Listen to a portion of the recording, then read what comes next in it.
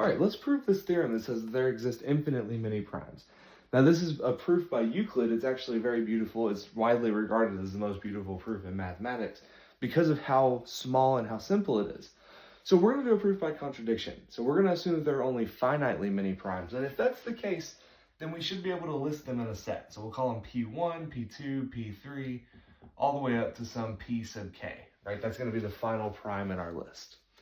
Okay, but where we're going to form the contradiction, let's just create a new number. This number is guaranteed to exist. We'll call it n, and it's just going to be P1, P2, P3, up to P sub k, but then we're just going to add 1 to it. Right, so we're going to multiply all the prime numbers together and add this extra 1 factor.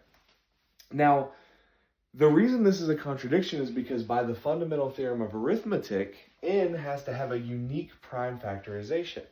Right, and so we need to be able to divide n by one of these primes in the list.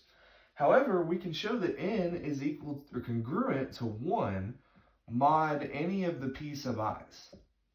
Right, so for all I in 1 to k. Right, because we've added 1 to it, so it's a product of these, but we've added the 1, so if we tried to divide, it would never be divisible because of this extra plus 1. So, by the fundamental theorem of arithmetic, this has to have a prime factorization, but that prime factor is not in the list. So, hence, so the way we would finish this, n has a prime factor not in our list of primes. And that is a contradiction, so we'll write that like this. Some people like to write those arrows pointing at each other, and that actually proves it. So just by constructing that number, we were able to prove that there has to be infinitely many primes.